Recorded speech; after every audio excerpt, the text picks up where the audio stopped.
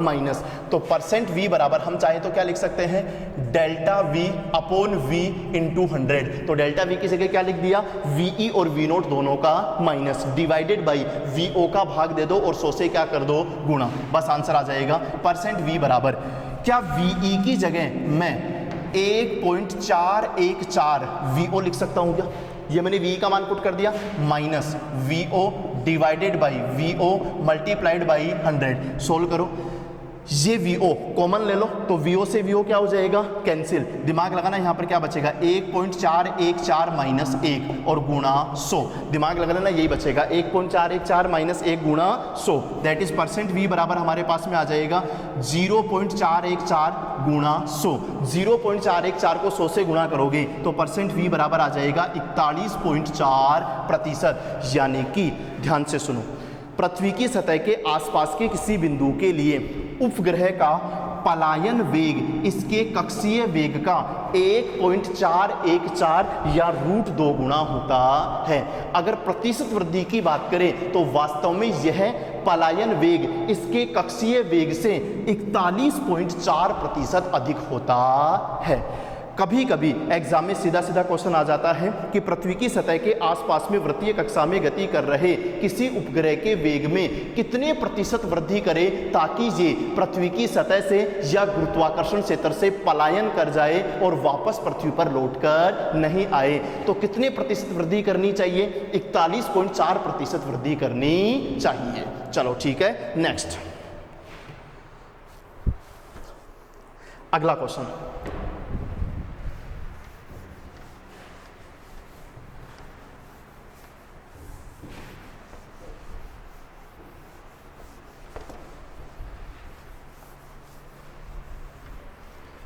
अगला क्वेश्चन है, किसी वस्तु को पृथ्वी की सतह से v बराबर √gm अपॉन कैपिटल R वेग से ऊर्ध्वाधर ऊपर की ओर फेंका गया है, तो वह वस्तु पृथ्वी की सतह से अधिकतम कितनी ऊंचाई तक जाएगी। बहुत अच्छा क्वेश्चन है बेटा, ध्यान से समझना। अपने नोट्स के अंदर 7वां क्वेश्चन है, समझो। ये हमारे पास में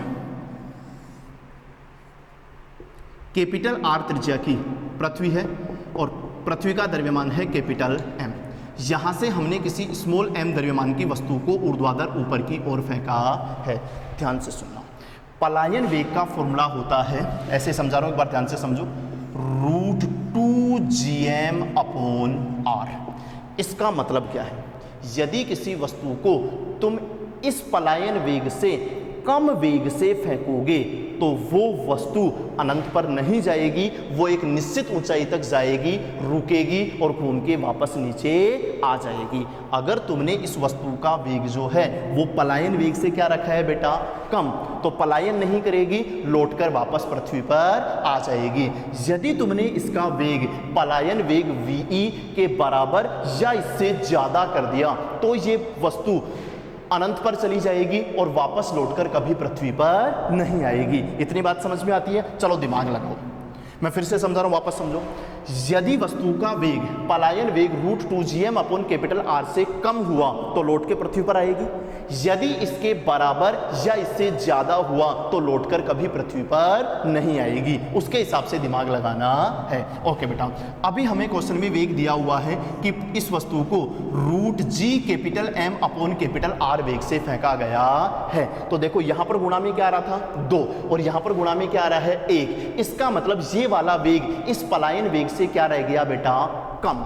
अगर मैं यहां पर लिख देता 3 तो वो वेग उस पलायन वेग से क्या हो जाता, ज्यादा। तो अगर पलायन वेग से ज्यादा होता तब तो वस्तु वापस लौट के नहीं आती, अनंत के ऊपर चली जाती। लेकिन अगर इसका वेग √gm अपॉन कैपिटल R इसके पलायन वेग √2g capital M upon capital R से कम है, तो इसका मतलब ये हुआ कि ये वस्तु अनंत के ऊपर नहीं जाएगी। वास्तव में क्या होगा बेटा, ये वस्तु इस पृथ्वी की सतह से एक निश्चित ऊंचाई तक जाएगी, मान लो कितनी ऊंचाई तक, h ऊंचाई तक, और वहां जाकर के ये वस्तु एक क्षण के लिए रुक जाएगी। वहां पर एक क्षण के लिए उसका वेग क्या हो जाएगा, 0। तो आपको बताना है कि ये अधिकतम ऊंचाई स्मॉल h का मान कितना होगा। बहुत अच्छा क्वेश्चन है बेटा, ध्यान से समझो। मैं यहां पर इस क्वेश्चन को, ऐसे क्वेश्चंस को सोल्व करने के लिए जनरली हम लगाएंगे क्या, यांत्रिक ऊर्जा संरक्षण का नियम। यांत्रिक ऊर्जा संरक्षण का नियम कैसे लगाते हैं, पिछले क्वेश्चंस में मैं 2-3 बार बता चुका हूं, बट फिर से बता रहा हूं, ध्यान से सुनो। दो स्थितियां ले लो, एक तो ये वाली स्थिति, इसको मैं नाम देता हूं 1 नंबर, और एक ये वाली स्थिति जहां ये एक क्षण के लिए वस्तु रुक गई, उसको मैंने नाम दे दिया 2 नंबर। यांत्रिक ऊर्जा संरक्षण के नियम के अनुसार पहली स्थिति की कुल यांत्रिक ऊर्जा मान लो कितनी, E1, और दूसरी स्थिति की कुल यांत्रिक ऊर्जा मान लो क्या, E2। E1 और E2 दोनों का मान क्या रहना चाहिए, बराबर रहना चाहिए। इसका मतलब K1 प्लस U1 का मान K2 प्लस U2 के क्या रहना चाहिए, बराबर। बेटा यांत्रिक ऊर्जा क्या होती है, गतिज ऊर्जा प्लस स्थितिज ऊर्जा, तो E1 बराबर क्या हो गया, K1 प्लस U1, और E2 बराबर K2 प्लस U2। आराम आराम से सोल्व करो।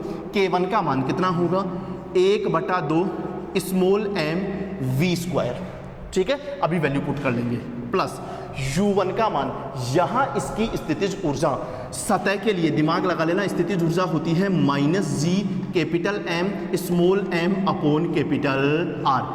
फॉर्मूला लिखवा रखा है पीछे, आराम से देख लेना, बराबर K2। इस स्थिति की गतिज ऊर्जा कितनी हो जाएगी, 0। अरे गतिज ऊर्जा कितनी होती है, 1/2 mv स्क्वायर, और वहां का वेग कितना है, 0, तो गतिज ऊर्जा क्या हो गई, 0, प्लस वहां की स्थितिज ऊर्जा क्या होगी, -G capital M small m upon small r, upon small r। Small r क्या होती है बेटा, ग्रह के केंद्र से लेकर के वस्तु की दूरी। तो बताओ इस स्मॉल r को क्या हम कैपिटल R प्लस H बोल सकते हैं क्या, ध्यान दो बेटा, स्मॉल r क्या होती है, ग्रह के केंद्र से उस वस्तु की दूरी। तो अभी बताओ ये जो स्मॉल r दूरी है, क्या हम उसको capital R plus small h बोल सकते हैं क्या, तो इसकी जगह मैं लिख देता हूं capital R plus small h। अब कोई दिक्कत नहीं है, बस अब सोल्व होकर के आंसर आ जाएगा। चलिए देखते हैं, 1/2 स्मॉल m v स्क्वायर, ये वाला v है, ये वाला, तो बताओ इस v का स्क्वायर क्या बचेगा, g capital M upon capital R। v बराबर root GM upon capital R है, तो v स्क्वायर का मतलब उसका वर्गमूल क्या हो जाएगा, हट जाएगा, minus g capital M small m upon capital R बराबर minus g capital M small m upon R plus H। बस अब इसको काट पीट के सोल्व करना है, और सोल्व करके H का मान ज्ञात करना है। कोई दिक्कत नहीं है, अभी आंसर आ जाएगा, आप टेंशन मत लो। इस स्मॉल m से ये वाला स्मॉल m और ये वाला स्मॉल m क्या हो जाएगा, कैंसिल, तो हमारे पास में क्या बचेगा, ध्यान से देखो,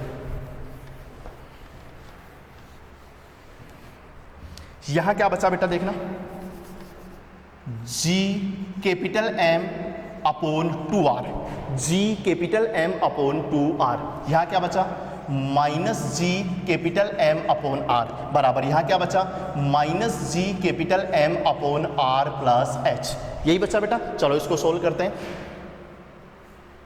g capital M upon R को यहां से कॉमन ले लो, तो देखो बेटा यहां बचेगा 1/2 माइनस 1, देख लो आराम से बेटा, g capital M upon capital R को कॉमन लो, तो यहाँ क्या बचेगा, 1/2 माइनस 1 बराबर minus g capital M upon R plus H, उसको ऐसे के ऐसे रहने दो। चलिए आगे चलते हैं,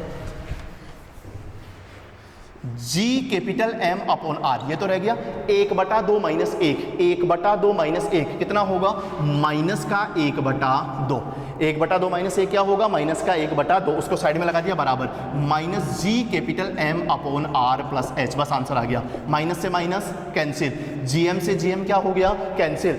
अब ऊपर कुछ भी नहीं बचा, वज्र गुणा कर लो, r प्लस h बराबर क्या बचेगा, 2r, यानी कि h बराबर क्या बचेगा, 2r माइनस r, या h बराबर क्या बचेगा, r, यानी कि वास्तव में यह वस्तु अभी पृथ्वी की सतह से अधिकतम कितनी ऊंचाई तक जाकर के वापस आएगी, कैपिटल R, यानी कि पृथ्वी के त्रिज्या के बराबर ऊंचाई तक जाकर के वापस घूम के पृथ्वी पर आ जाएगी। चलिए ठीक है, नेक्स्ट अगला क्वेश्चन, किसी वस्तु को पृथ्वी की सतह से कितने वेग से ऊर्ध्वाधर ऊपर की ओर फेंका जाए ताकि यह वस्तु पृथ्वी की सतह से 2r ऊंचाई तक पहुंच जाए। ये वाला क्वेश्चन आप खुद सोल्व करोगे, सेम वो का वही क्वेश्चन है। इस क्वेश्चन में मैंने आपको इसका प्रारंभिक वेग v दे दिया था और क्या पूछी थी, ऊंचाई। अगले जो क्वेश्चन है 8वां क्वेश्चन, उसके अंदर आपको इस h का मान दे रखा है कि अधिकतम कितनी ऊंचाई तक भेजना है वस्तु को, 2r ऊंचाई तक, और इसको कितने वेग से फेंका जाना चाहिए वो वेग हमें ज्ञात करना है। भाई साहब बिल्कुल सेम यही तरीका है, E1 बराबर E2 करोगे, ऐसे ही सारे मान पुट करोगे और काट पीट के इस बार v का मान ज्ञात करोगे। ये क्वेश्चन मैं तुमको सोल्व नहीं करवाऊंगा, ये क्वेश्चन आपको खुद को ही सोल्व करना पड़ेगा। ओके, लास्ट क्वेश्चन चैप्टर का।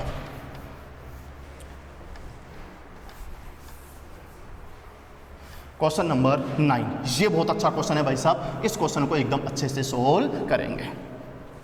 हाँ बेटा, किसी स्मॉल m द्रव्यमान के पिंड को पृथ्वी की सतह से nve वेग से फेंका गया है।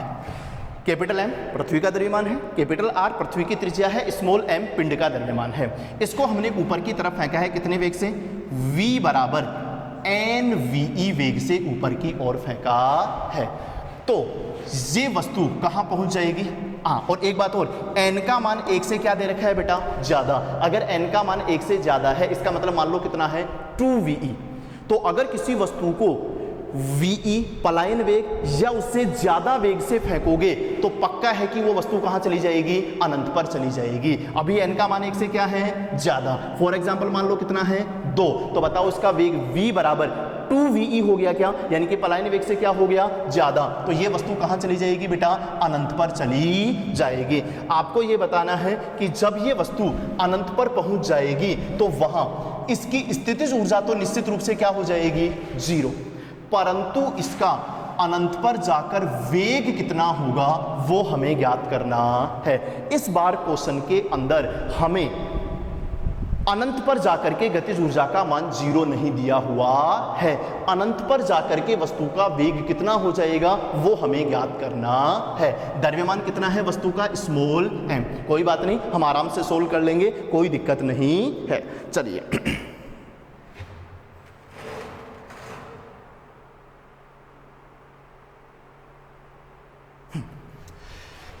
हाँ बेटा, वापस से एक स्थिति ये वाली लो और एक स्थिति ये वाली लो। लास्ट क्वेश्चन है, और क्या लगाएंगे हम, यांत्रिक ऊर्जा संरक्षण का नियम लगाएंगे। बताओ बेटा, यांत्रिक ऊर्जा संरक्षण का नियम क्या कहता है, E सरफेस बराबर क्या होना चाहिए, E अनंत। इसका मतलब K surface plus U surface बराबर क्या होना चाहिए, K अनंत प्लस U अनंत। बताइए बेटा, सरफेस पर गतिज ऊर्जा कितनी होगी, 1/2 mv²। ठीक है, और चलो मैं थोड़ा सा चेंज भी कर देता हूं, अभी सतह की बात हो रही है तो v की जगह में क्या लिख देता हूं बेटा, nve। तो इस nve का क्या कर देंगे हम, स्क्वायर। ओके, प्लस सरफेस पर स्थितिज ऊर्जा -g capital M small m upon capital R, यही होती है स्थितिज ऊर्जा, बराबर अनंत की गतिज ऊर्जा 1/2 mv²। इस बार अनंत की गतिज ऊर्जा 0 नहीं दी हुई है, तो हमने उस अनंत का वेग क्या मान लिया है, v। तो अनंत की गतिज ऊर्जा क्या होगी, 1/2 mv²। हाँ, चाहे कोई भी स्थिति हो, अनंत की स्थितिज ऊर्जा हमेशा कितनी मानी जाती है, 0 मानी जाती है। चलिए ठीक है, सोल्व कर लेते हैं। देखो बेटा, m से m कैंसिल। ठीक है, नोट्स में थोड़ा अलग तरीके से सोल्व कर रखा है, कोई बात नहीं, आप उस तरीके से सोल्व कर लेना या ऐसे सोल्व कर लेना, आंसर आपका वही आएगा। ओके बेटा, पहले मैं उसको लिख रहा हूं, यहां बचा 1/2 v², RHS पहले लिख लिया, बराबर इधर आओ, ये क्या बचा, 1/2 n² ve का स्क्वायर, और यहाँ क्या बचा, -g capital M upon capital R। Notes में अलग तरीके से सोल्व कर रखा है, कोई दिक्कत नहीं है, बस सॉल्यूशन का तरीका चेंज कर रहा हूँ, आंसर आपका वो का वो ही आएगा। ओके बेटा, 1/2 v² बराबर, ये हमारे पास में बचेगा 1/2 n² ve² माइनस जो आपका gm अपॉन R है, उसको मैं क्या लिख सकता हूँ, चूंकि आपने पढ़ा है ve बराबर होता है √2 gm अपॉन R। ve बराबर क्या होता है, √2 gm अपॉन R। देखना, क्या मैं इसको ऐसे लिख सकता हूं, ve² बराबर 2gm/r। सोल्व करने का तरीका चेंज कर रहा हूँ और कुछ भी नहीं है। पलायन वेग का फॉर्मूला v बराबर देख लेना आराम से, √2gm/r होता है। तो स्क्वायर करो, v स्क्वायर बराबर क्या हो गया 2gm/r। इस 2 को भी कहाँ ले आओ बेटा, नीचे। तो बताओ gm/r का मान क्या मैं ve स्क्वायर बटा 2 लिख सकता हूँ क्या? तो कोई बात नहीं, gm/r की जगह में क्या लिख रहा हूँ, ve स्क्वायर बटा 2। कोई दिक्कत नहीं, आपका आंसर वो का वही आएगा। इस 2 से ये 2 और ये वाला 2 क्या हो गया, कैंसिल। अब कोई दिक्कत नहीं है, बस बताओ क्या बना, v स्क्वायर बराबर यहां बचा n स्क्वायर ve का स्क्वायर माइनस ve का स्क्वायर। तो v स्क्वायर बराबर इस ve के स्क्वायर को कॉमन ले लो साइड में, तो अंदर बचेगा n स्क्वायर माइनस 1। ठीक है, पूरे समीकरण का वर्गमूल ले लो, तो क्या बचा, पूरे का वर्गमूल ले लो। तो v स्क्वायर का वर्गमूल v बराबर ve स्क्वायर का वर्गमूल ve, और इसका वर्गमूल अंदर ऐसे के ऐसे लिख दो, √n स्क्वायर माइनस 1। तो अनंत पर पहुंचने के बाद इसका वेग कितना बचेगा बेटा, ये जो लास्ट स्टेप बनी मैंने इसका वर्गमूल लिया है केवल, v स्क्वायर का वर्गमूल v, n स्क्वायर माइनस 1 का वर्गमूल। अपन प्रॉपर सोल्व नहीं कर सकते, इसलिए √n स्क्वायर माइनस 1, और ve स्क्वायर का वर्गमूल क्या हो गया ve। तो अनंत पर जाकर उसका वेग कितना बचेगा, √n square minus 1 into ve। ये जो मैंने लास्ट वाले 3-4 क्वेश्चन सोल्व करवाए हैं, सारे क्वेश्चंस को सोल्व करने का एक सिंपल सा तरीका है, क्या लगाना है, यांत्रिक ऊर्जा संरक्षण का नियम। यांत्रिक ऊर्जा संरक्षण का नियम कैसे लगाते हैं, 2 स्थितियां ले लो, प्रारंभिक और अंतिम।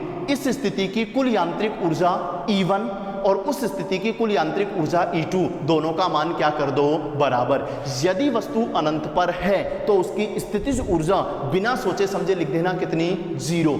गतिज ऊर्जा अगर क्वेश्चन में कुछ भी नहीं दी हुई है तब तो क्या माननी है, 0। और अगर क्वेश्चन में कुछ गतिज ऊर्जा की बात हो रही है तो फिर उसकी गतिज ऊर्जा की बात करनी है। फॉर एग्जाम्पल इस लास्ट वाले क्वेश्चन में दिमाग लगाओ, ये कह रहा है कि अनंत पर पहुंचने के बाद उसका वेग कितना होगा। इसका मतलब अनंत पर जाने के बाद उसके पास में वेग है, और अगर वेग है इसका मतलब उसके पास में गतिज ऊर्जा भी है। तो इस बार हम उस अनंत वाली गतिज ऊर्जा के बारे में भी बात करेंगे, और सोल्व करके अनंत पर जाने के बाद इसका वेग ve ज्ञात कर लेंगे। ये आपका ग्रेविटेशन वाला चैप्टर कंप्लीट हो गया है। नेक्स्ट क्लास से हम लोग अगला चैप्टर स्टार्ट करेंगे। Thank you.